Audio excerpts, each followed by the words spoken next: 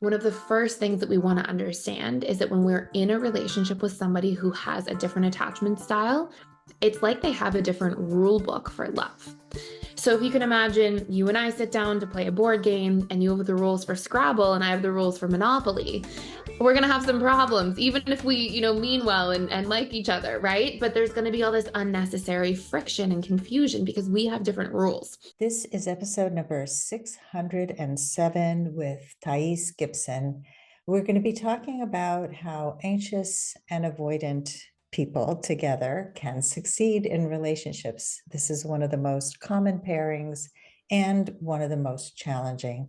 Hi, everybody. I'm Sandy Weiner. Welcome back to Last First Date Radio, where we believe it is never too late to go on your last first date. And to support you on your journey to lasting love, I wrote 2 books. The first one is Becoming a Woman of Value, How to Thrive in Life and Love. And this book is for you if you have ever played small to make other people comfortable, or stayed quiet when you had something important to say, or stayed in a bad relationship or job too long because you didn't think you could do better.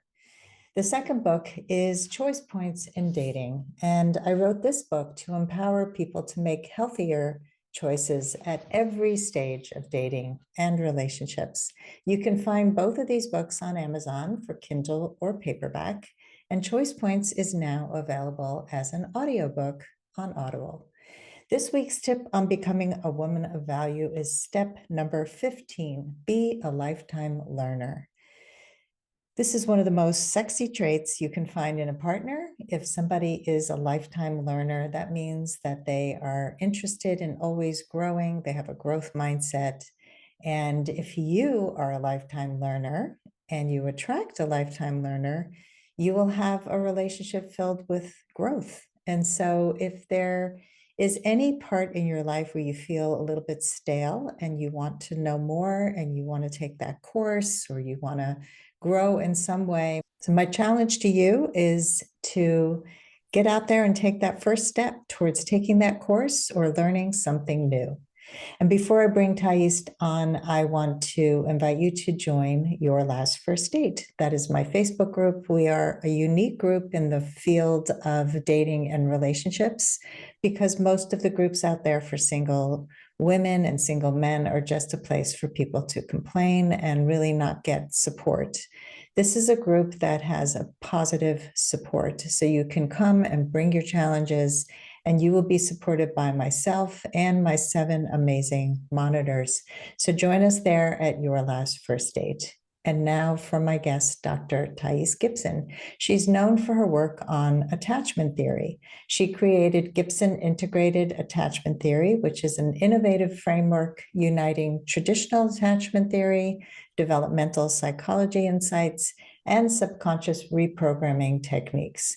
This framework is reflected in the courses she teaches in the Personal Development School and in her innovative coaching training program and her most recent book, Learning Love. So Thais, welcome back to the podcast. I'm so happy to have you here. I'm so grateful to be here with you. Thank you for having me. People know you as the attachment specialist. You have all this stuff that you've been working on for years, the Personal Development School, your new book, your coaching training. What made you get into all of this before we dive into today's topic? I think to make a very long story short, I was always very curious about relationships. So I grew up being definitely in the middle. I'm the oldest of 2 children. And my parents went through a very messy divorce, a lot of many, many years of back and forth and just, the roller coaster.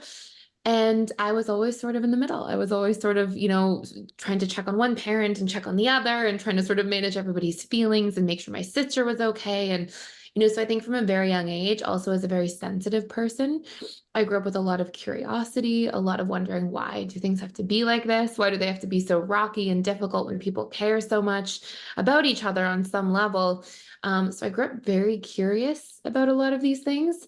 And spent a lot of time managing human behavior, I think, at a young age and was very parentified, quite honestly. So developed that depth of curiosity at a young age and went on to want to really study a lot of these things and to unpack some of my own ways that it affected me as an adult. Yeah, I can relate to so much of that. And for anybody who doesn't know what parentified is, can you give us a quick description of that? Definitely. It's essentially when roles are reversed in the home. So when the child is playing a role that a parent should traditionally play. And so for myself personally, we can have like emotional parentification, and we can have practical parentification where it's just the daily tasks.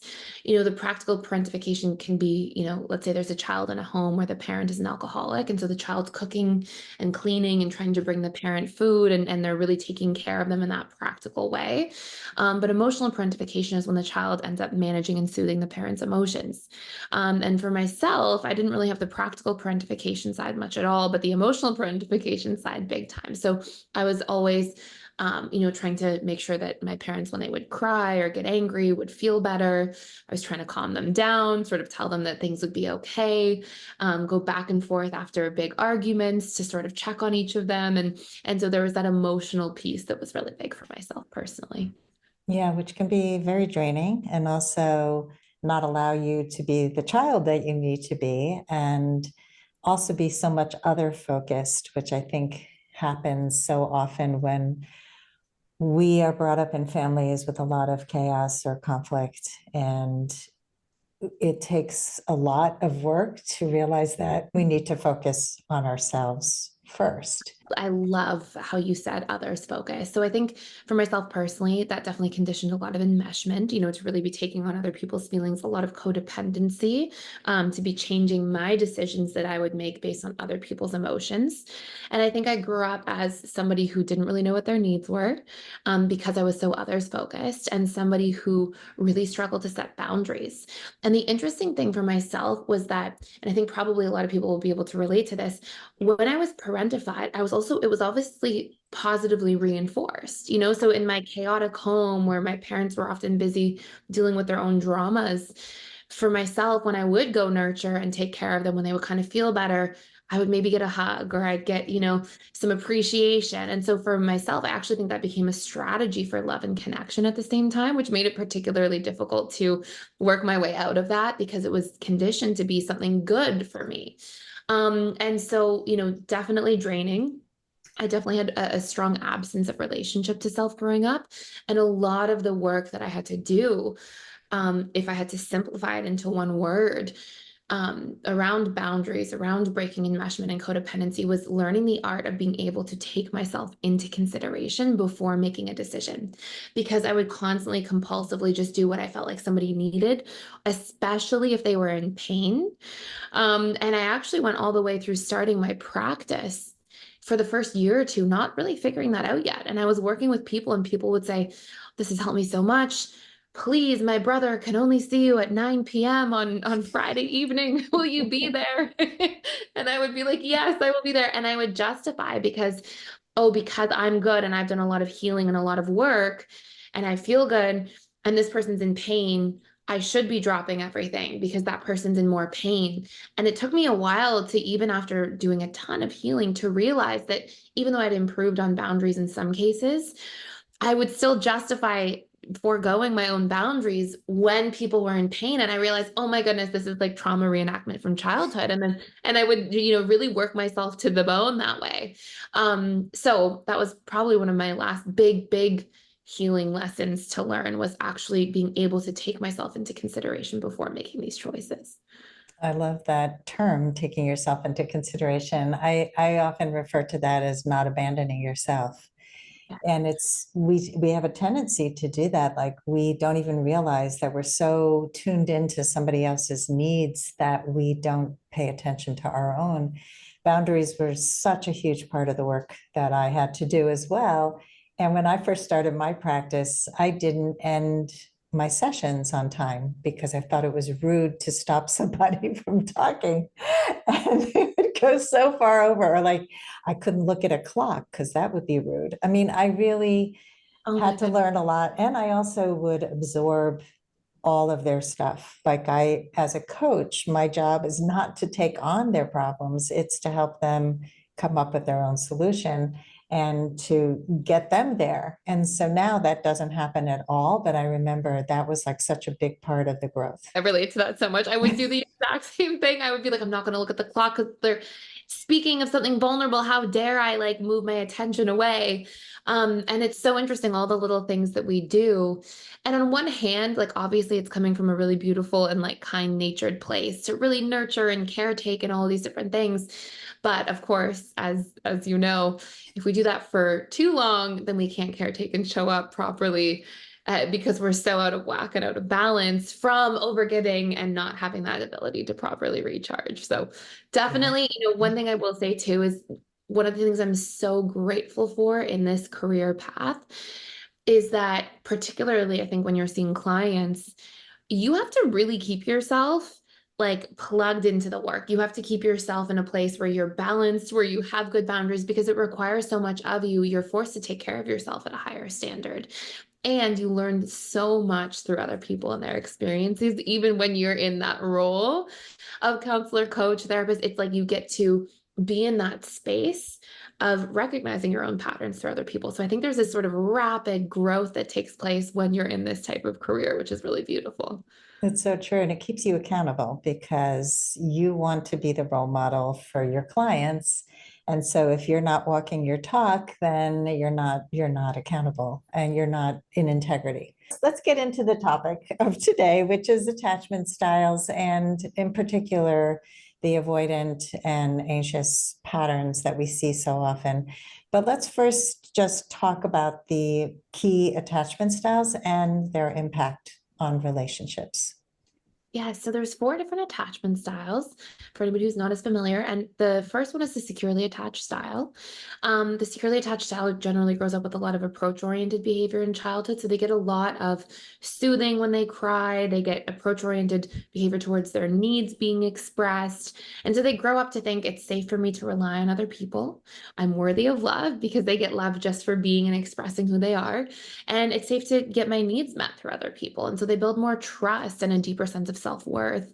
And they're also taught healthy communication strategies and negotiation strategies growing up. So that makes up, research showed a couple decades ago, historically, about 50% of the population. There's some research to indicate that that number is actually waning closer to around 30% for our current generation. And then we have our three insecurely attached styles, one being, of course, the anxious preoccupied, who often grows up in a household where there is a lot of inconsistency. So they can have very loving parents. They build a lot of positive emotional associations to love and connection. But it could be that those parents work a lot, for example. And so the love is there and then love is taken away. And then it's there and then it's taken away. And what this is doing is it's firing and wiring neural pathways and conditioning the subconscious mind to constantly think love is about to be taken away. And so we'll often have someone who grows up in this type of household who fears abandonment and is constantly focused on trying to maintain more proximity. Now, of course, there can be real abandonment that causes anxious attachment style as well. We could see, for example, there's a divorce and one parent kind of leaves and doesn't really come back. But generally, it's a lot more about the perceived abandonment that's causing that style to form. Then we have our dismissive avoidant, who's basically the opposite on the other end of the continuum. And the dismissive avoidant attachment style, the big umbrella theme in their childhood is childhood emotional neglect. There can be some enmeshment in there as well, but generally what we're seeing is neglect. And it often is neglect that flies under the radar. It's not always, parents are never around and there's never food and they're not going to school. Of course, it can be this very overt form of neglect, but often it's more so kind of covert neglect, neglect where the food is on the table, children are at school on time each day, but parents never encourage the child to talk about emotions, nor do they work to soothe the emotions or approach a child when they're emotional.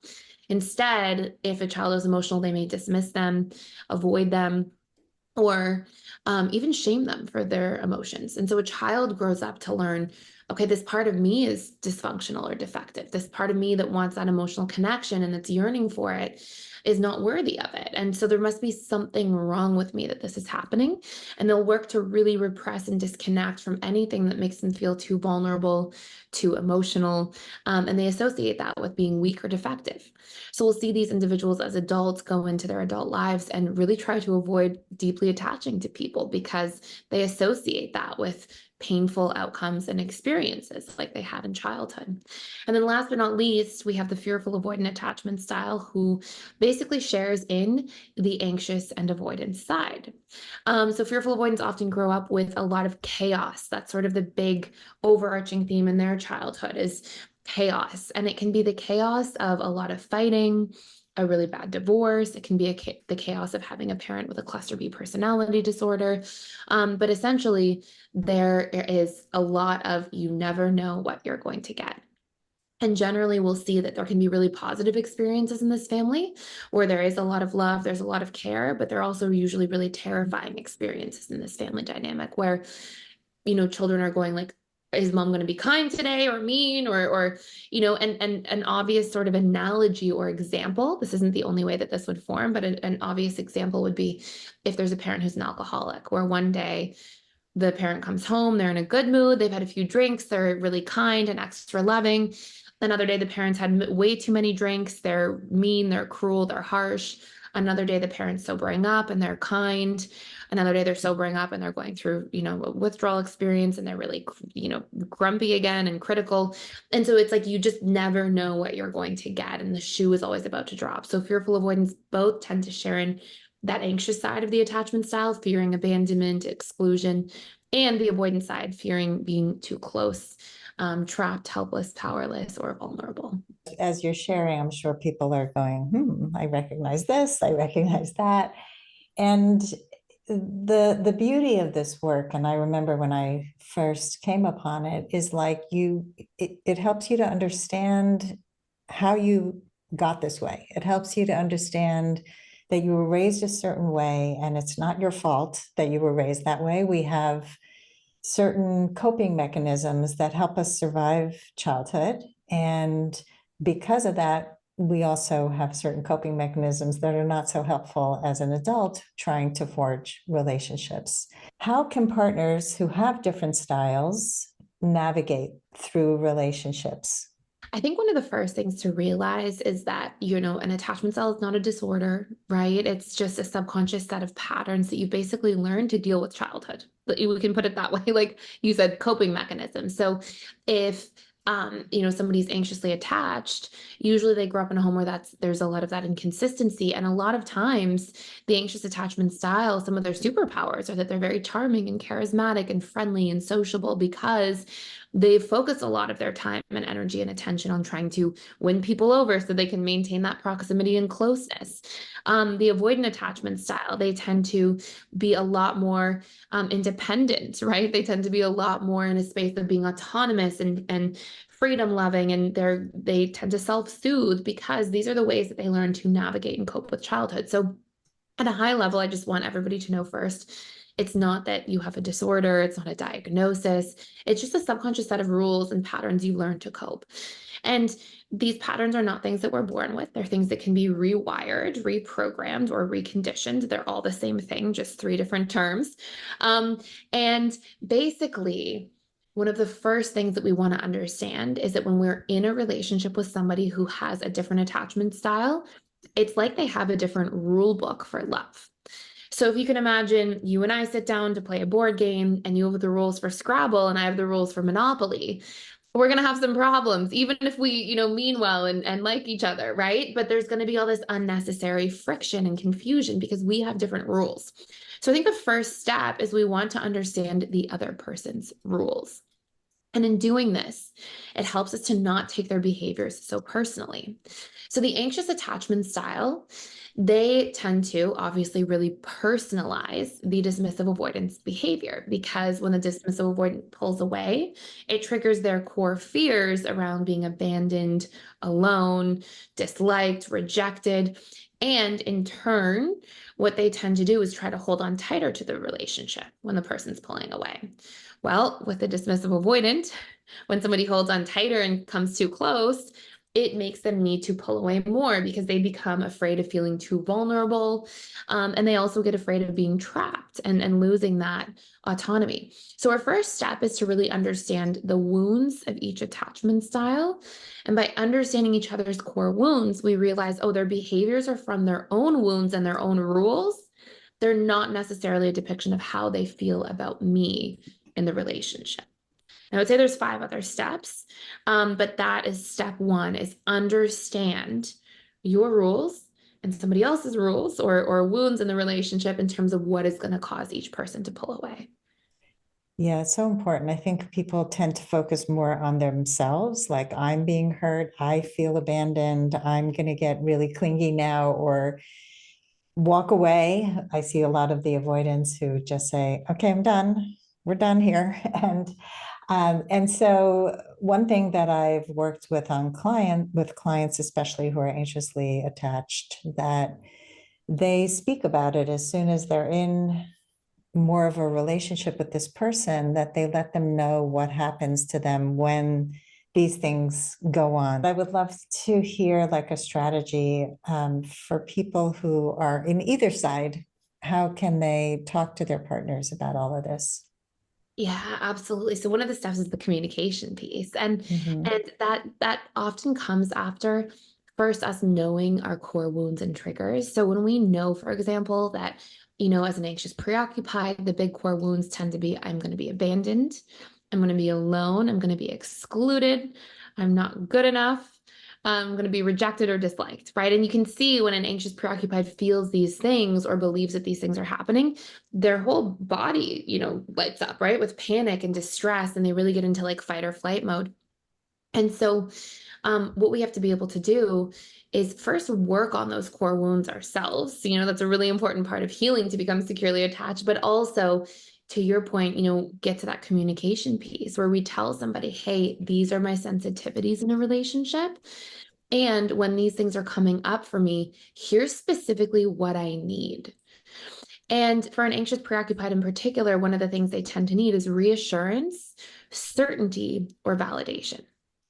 So if they feel somebody's pulling away, or if they feel like somebody's going to cancel a plan, it can be really useful for the dismissive avoidant to know, hey, it's okay for me. I'm not trapped because that's one of their big core wounds. It's okay to cancel or change plans, but we're gonna have a baseline that we aim to see each other each week. So we'll try to see each other at least once a week, for example. And obviously that's going to change if somebody's long distance or if they live close together and based on life dynamics. But we're going to see each other a certain amount per week.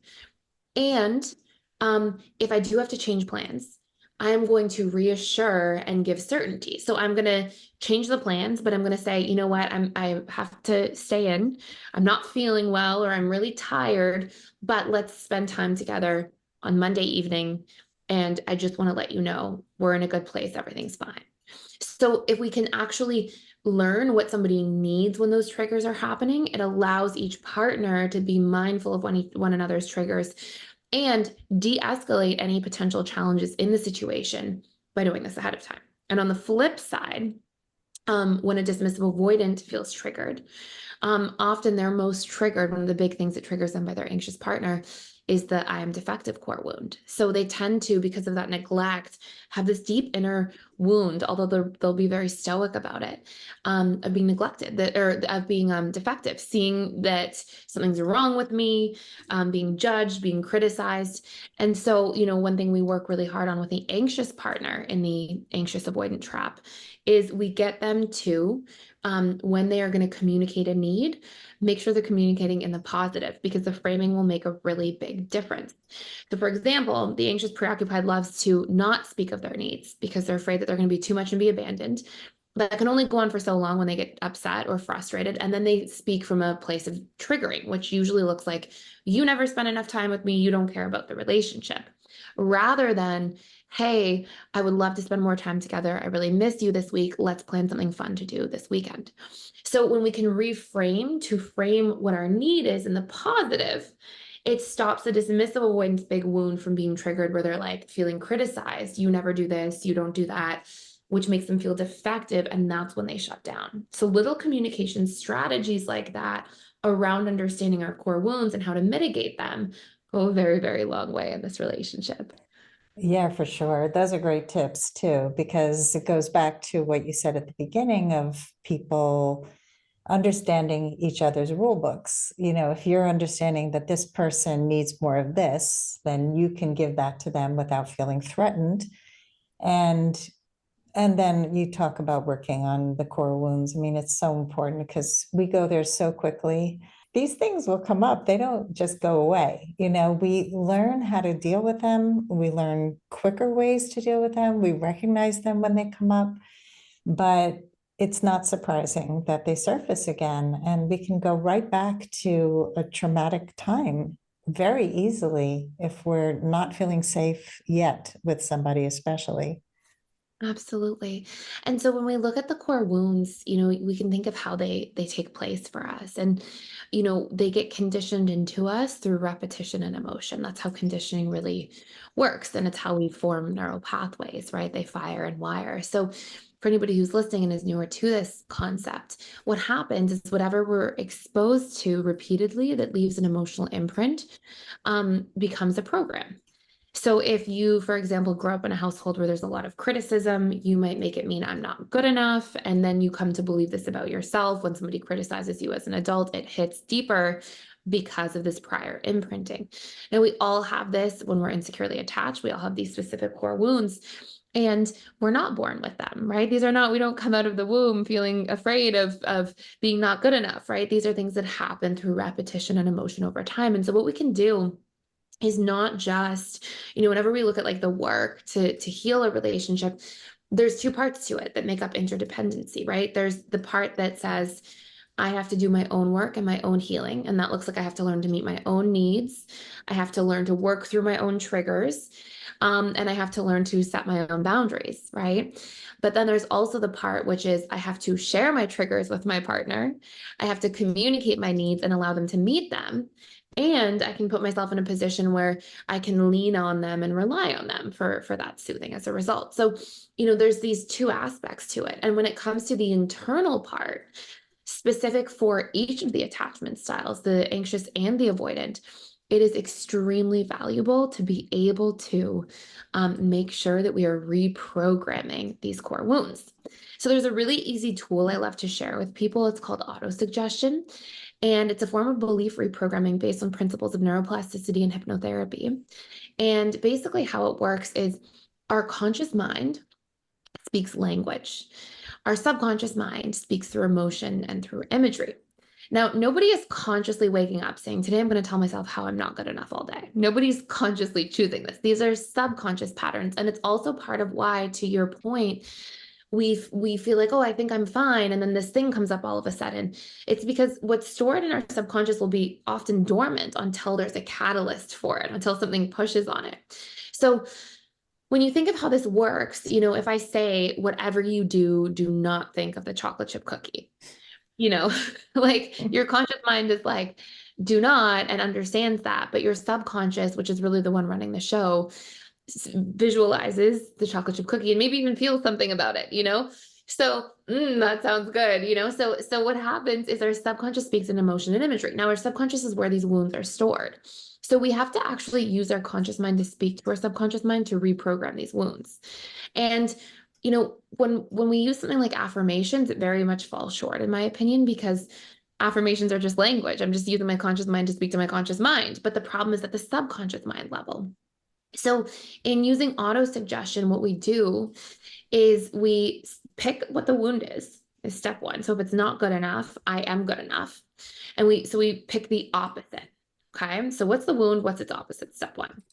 Step two, we go into I need to find memories of when I have felt the opposite. Now, every single memory we have is a container for emotions and imagery, which remember is the language of the subconscious mind. So if I say, tell me your favorite childhood memory, and you start talking about it, you might smile, you'd have the emotions come up from it, and you would see the images. Maybe you're playing on the playground and you remember what the slide looks like, and you see those actual big images there. So what we're doing in summary is we're finding memory because it speaks the language of the subconscious mind. So step one, we take what's the wound, what's its opposite? Not good enough, I am good enough. Step two, I need to come up with 10 pieces of memories for why I'm good enough, when I felt good enough, what I did where I'm proud of something. I graduated from this school, or I showed up this way as a family member or as a friend or as a parent, and when we have those specific memories, we're actually getting repetition and then emotion and imagery to fire and wire new neural pathways. Now, research shows around neuroplasticity, it takes 21 days to reprogram this. So if we have this big abandonment core wound we've been carrying for years, all we have to do to really get results on not having this pop up for us so much is, what is the opposite of abandonment? I am connected or worthy of connection. What are 10 pieces of evidence or memory where I felt worthy of connection and I know that people are willing to stay connected to me? And I come up with those 10 pieces for 21 days. And as I do this, I start to focus my firing and wiring on why I am worthy of connection, why I can trust that people will stay, instead of going back down those same rabbit holes. Now, dealing with this proactively will wipe out these abandonment core wounds. We actually did a survey at PDS or through our programs of people who did this and really stuck to it for the 21 days. And you really want to do it, like it has to be, each day you stick to it.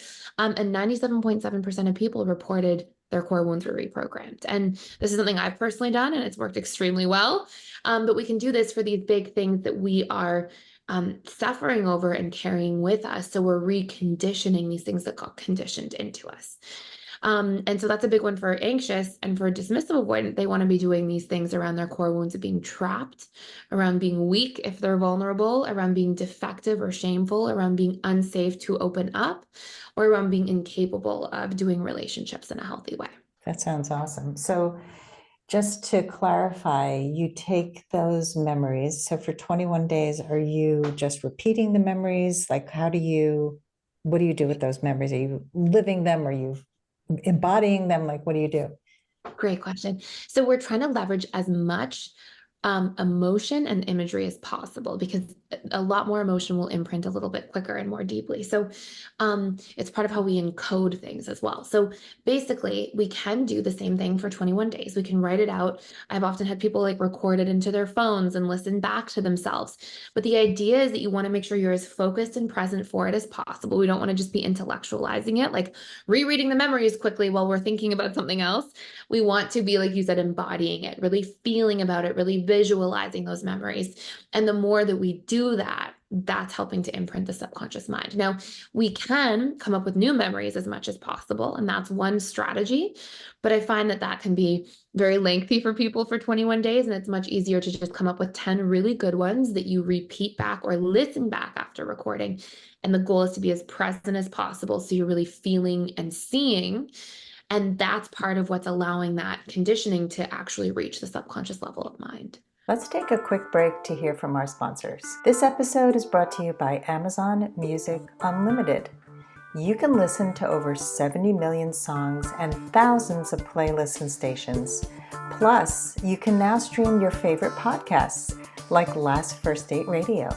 You can listen to any song, anytime, anywhere, on any of your devices. Get Amazon Music Unlimited for free for 30 days. Just head on over to getamazonmusic.com/last-first-date to learn more and claim this offer. I remember I dated somebody many years ago where he would text me every day, and it was really cute texts. He would make up these poems, and I've talked about it on the podcast before because it was adorable. And then one day he stopped, and we had had a disagreement the night before. It was more, he was sulking because I didn't want to come over. And it wasn't because I was rejecting him, but he took it that way. I was taking care of my needs, which I was so proud of. And I needed a good night's sleep. And I just said, it's not going to work for me, but I would love to see you, whatever. I mean, I didn't do it as criticism, but he took it that way. And when he shut down, I was just like, I'm nipping this in the bud. This is not going to go on. I started out with, I missed hearing from you today. Is everything okay? So I couched it with the positive, and he said, yeah, I was upset, but I'm okay now. And then he started going into it by text. And I said, no, we're not doing this on text. Let's talk tonight after work. I thought it was a great conversation, but when I ended up breaking up with him a short time after, probably a month later, he brought it up and he told me, I didn't agree with you. And it was like all this stuff he had remembered and was spiteful. And oh my God, it was probably the first time that I was aware of the patterns that were coming up. And I had also been practicing for a long time how to set my boundaries and how to express my needs and how to really understand when somebody starts to pull away, what's going on for them. But I felt like it was a win until the end when he brought it up and he was like, well, I didn't agree with you. And I talked to my friends about it. They didn't agree with you either. So it was an interesting experience, but I'll never forget it. Absolutely. And that's a really like it's funny because it raises this idea of we're each 100% responsible for our 50% of the relationship. And just hearing that story, it's so clear to me that you were like 100% showing up in your 50%. I'm going to set boundaries. I'm going to communicate in a kind way. I'm going to bring it up so we don't get into an argument. If I can sense that there's a shift in the pattern, I'm going to do it in a way of saying, I missed hearing from you today. How are you? We're not going to get into these funny games where we don't talk, you can see all of that. And it strikes me that he probably didn't have as much emotional literacy and awareness, and that he probably, whenever I see people holding things in, and that's actually really interesting because he's obviously leaning a little more anxious. But when people are holding things in and bringing them up later, it is always without exception that they did not feel resolved the first time.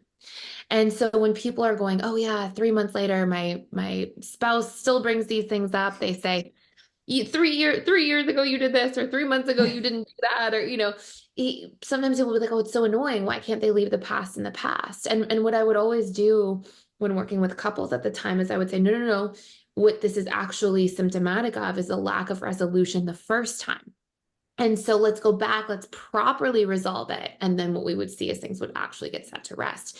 And usually what it takes to create that proper resolution is a validation of feelings, right? So, and it's not the other person's job to mind read, right? Like he, in a perfect world, would have been like, hey, I don't feel resolved. This is what I'm feeling. I need you to understand my perspective. You don't have to agree with me, but I want you to be able to empathize with my situation or side of things. And so step one, validate those feelings. Step two, communicate the needs. Hey, in the future, I would need, if you do cancel plans at the last minute, for you to also give me some reassurance, for example. And step three is really, I sort of put step two and three together there, but a strategy to prevent this from happening in the future. Because sometimes we bring things up because we're like, oh, I didn't feel resolved because what if it happens again? And so when we have those three steps, particularly in this anxious avoidant cycle, it tends to go very well for partners in being able to trust. And the funny thing is, often people think of like dismissive avoidance as not needing their feelings validated. Couldn't be further from the truth. Dismissive avoidants need their feelings validated, and they need them validated in slightly less direct ways so it doesn't feel as vulnerable. An example being a dismissive avoidant won't love to hear from their partner, hey, I see you feel so sad and distraught, and I'm sorry for the way that you feel. But instead, they need their feelings validated in a slightly more generalized way. So, hey, I see that didn't really land well for you. I know that didn't feel good. Or, hey, I can tell that you're feeling uncomfortable or unresolved in the situation. And so when we feel like our partner is able to address how we're feeling and what our position is in a conflict, and then actually say, okay, well, what do you need? Or be able to express that need. Okay, what's a strategy to prevent this situation from recurring? This is actually the three-step solution that I find has the most resolution in arguments and conflicts, and also helps us to understand one another's perspectives again, so we can empathize with each other instead of just project how we think somebody should be behaving onto the person according to our own rule book. Yeah, it's such an important distinction because I think when people start communicating their needs, it's mostly defensiveness, and you better listen to me because I've stayed silent my whole life. And so here I am, I'm talking, and it's not connected. It's just, and it's also not making a request, it's not negotiating, it's not making any of those things that you talked about. And that's what's missing from a lot of people. But when you were talking about all of this, it also reminded me of the fact that a lot of people also don't look at their own emotions and work through them. And so those are the things that keep coming back. And it's like grief, we oh yeah, I'm done with grief. I'm done mourning. I don't, and then they don't realize why did it come up in the weirdest ways when I wasn't expecting it, because they're really not comfortable feeling their feelings often, and they haven't fully gone there because it's too scary. Or it's like anger for a lot of people is so scary, especially if we've grown up in homes where anger was violent in some way, and people did not know how to express anger in a way that was effective and wasn't just labeling and name calling and all the stuff that we do when we're angry. And so, like some of the examples that you gave, it's just you can be upset. And it's important to nip these things in the bud by talking about them right away and not letting it go for a week. I mean, there are people who walk away and I can't be here anymore. I had a marriage like that where it was just can't handle this conversation. I'm literally walking away from you. And that's not how we resolve issues. I think it also just creates this dynamic, and I would see this with couples, and I always would be like, oh no, when I would see this is people just when they can't resolve things, they build and build and build resentment, and it's like poison. And then they come in and they can't even have one conversation because they have 20 years of resentment. And as soon as one person has one need at all that they want to express, the other person's busy thinking of, well, you didn't meet that need for me, this and this and this time. And it just boiled. And I really think that a goal in a healthy, thriving relationship should be to keep our resentment tank on empty. And when you said earlier, the communication of needs, it's funny because I think that that's actually something that's really not talked about enough right now in our world. I think there's a huge trending towards, even in like our space of psychology and emotional health and attachment and relationships. I think there's like all this like communicate your needs, and people are doing that, and that's great. But the how and the tips are not being talked about enough. So to your point, we're having people who are like, I need this, and you better meet it. And it's coming from this forceful space. It's going to trip somebody else's defense wires. And there's three really important things we can do when we're communicating our needs that will make all of the difference. And that's step one. We kind of touched on this briefly earlier, communicate in the positive, right? So rather than, and this goes for everybody of every attachment style, rather than saying, you don't ever spend time with me, you don't care about the relationship, we want to say, hey, I miss you this week. We haven't spent as much time as I would love to. I value our relationship. Let's plan something fun to do this weekend. So communicating in the positive makes a huge difference. Or even things like, you never do the chores around the house. You never do the laundry. Hey, I'm feeling a little overwhelmed this week. I could really use some support. Could you take a turn doing the laundry, right? So the first step is like communicate in the positive. It makes all of the difference if you're actually trying to communicate needs, and you can actually get heard instead of you're trying to get heard and somebody else is busy feeling attacked and they're just busy defending themselves. So that's step one. Step two is we also want to make sure that we're communicating by painting a picture of what it looks like to meet the need. Another thing I see happen way too often, especially of people with different attachment styles who have different perceptions about relationships, is that things look different to each individual. So somebody might say, I need support this week, but they're not getting clear and specific enough. And so we have to paint a picture. Support for me looks like, more validation, or I need a hug more often, when I'm feeling stressed and I come to you in that stress, that's what I'm really looking for. Because I would see when I ran my practice all the time, people going, my husband didn't support me this week, even though we talked about it last week. And he'd be like, I took out the trash every day. And the wife would be like, I needed a hug or I needed validation. So step two is like, we have to paint that picture of what that looks like. It really goes a long way. And then step three is we have to remember, and people do not like this one, but if you really want to get good at this, we got to work on this one. You have to see your needs through. We have different programming about relationships. People expect different things from love based on their programming. So if you ask for somebody to support you by doing chores more often, and they do the chores for 3 weeks and then they fall off, what we don't want to do is say, I'm never talking to them again about this. They don't care. I'm never going to bring this up. No, no, no. We have to remind them. We have to gently remind them until it becomes repetitive enough that they remember and it's a program for them. And we often think because they communicated the need once, somebody should remember forever, and that's not realistic. And sometimes it's also an avoidance strategy because we don't like communicating our needs because it feels vulnerable. So we really want to see our needs through. There's an obvious difference if you communicate a need and nobody ever tries and never makes an effort at all. That's a different conversation. You might be in the wrong relationship at that point. But if somebody's making an effort and they're not perfect, but you see the needle moving, we see our needs through, we gently remind, framing in the positive, being specific. And that's how we actually see that our needs get met in relationships. And I think to your point earlier, there's all this talk about needs, but there's not a lot of constructive tools for how to talk about needs so it actually works for us.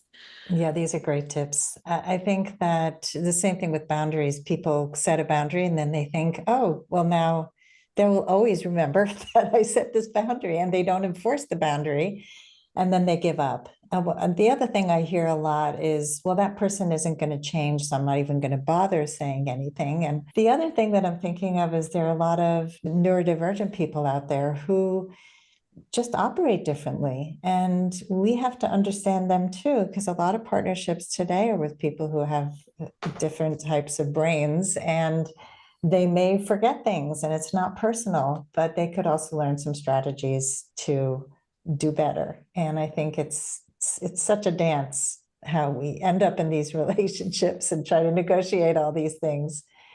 Absolutely. One thing you said to me that just stood out so loud and clear, and I thought it was so beautiful, is the real work is in embodiment, right? The real work is not in, oh, I know my needs. I said them once. That's really not the real work. We've kind of only scratched the surface. The real work of healthy, functional, secure relationships and healthy, functional, secure relating to other people that we may not even be in a deep relationship with is in being able to, every time the boundary is violated, we say, oh, excuse me, I didn't do anything to you. And it might be that your blood sugar is low. Please don't speak to me like that. That's not acceptable.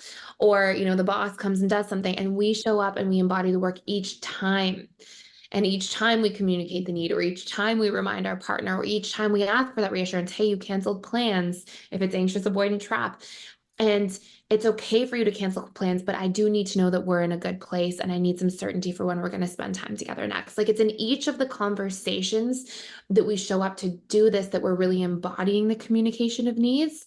And that's where we see the needle move. We won't see results from doing it once. We'll see a little bit of hope maybe, but the results come from that embodiment each time. And it absolutely applies to people with different learning styles, attachment styles, people who are neurodivergent, people who have different types of relationships to our boss versus our parent versus our child, so all of those things, that's the real juice of the work, right? The real meat of the work comes through each time we show up and do that. And I think that's an important reminder that we, again, I don't see out in the world enough being said. Yeah. No, thank you for explaining it even further, because I think this is a point that we need to keep driving home. I always ask, what are your final words of advice for anyone who wants to go on their last first date? And I think that's the answer is, just do the work, embody it, and, learn these communication skills, learn your own attachment style. Do you have anything else to add that we haven't talked about? I would definitely say that vulnerability is key. Like, I think that one of the hardest things, even for, there's this myth, right, that anxious attachment styles are so vulnerable. Anxious attachment styles actually are wearing a mask a lot of the time. When we people please, we're mask wearing, right? We're not really letting somebody in. And a lot of anxious attachment styles will say things like, oh, I don't want to communicate my needs. So in case I'm a burden and then I get abandoned, or in case I'm too much or I'm disliked. And there's really like this lack of vulnerability that's taking place there. And so not only do we know so loudly and clearly that the dismissive avoidant needs to work on that vulnerability of letting their guard down, of opening up, of sharing their needs so they can actually soothe through their partner and properly regulate together. But the anxious attachment style needs to do this as well. So when it comes to some of the things we discuss, whether it's reprogramming core wounds, that's great. You can do that on your own, and that's going to be really meaningful to not get triggered. But when we talk about the needs and the communication and the boundaries, those are things that we require the practice of exposing ourselves to be vulnerable in order to do so that we can truly be seen and known. And when we are actually doing that, we allow for the other person to better take us into consideration and soothe through the relationship itself. Vulnerability is so important. And I love that you distinguish that people-pleasing part of an anxiously attached person is not vulnerability. It's actually abandoning yourself in many ways. And you're trying to please everybody else. And what about you? So take off your mask, everybody, and get real if you want to go on your last first date. And vulnerability is very misunderstood. I mean, we could do another hour on that one, but somebody was just talking about like all the oversharing that happens on first dates, and that's not vulnerability. That's actually a boundary crossing. But anyway, Thais, That's a great topic. it is. I love talking to you. This is such a really informative and wonderful episode. Give us a link to, I know you have a quiz. I tell all my clients to take your quiz, maybe a link to your quiz or a link to your website. Absolutely. So, personaldevelopmentschool.com, and right there at the top, you can click attachment quiz, and that will give you an attachment style quiz with a full free report on your wounds and your needs, and give you some more insight into your path forward. Awesome. And all the other links to your YouTube, Instagram, and everything else, which everybody should be following you. There's so much great information.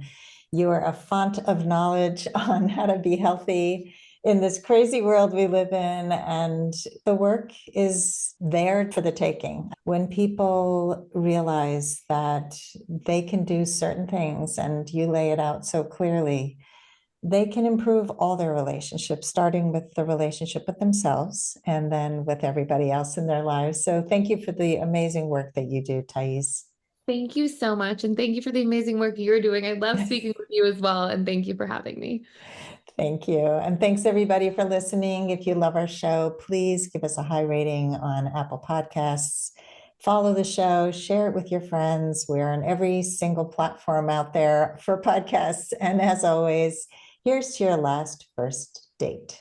If you are ready to get unstuck, gain new tools, become more empowered, and finally find your last first date, I'd love to talk to you. Fill out an application to be considered for a complimentary half-hour love breakthrough session at lastfirstdate.com/application.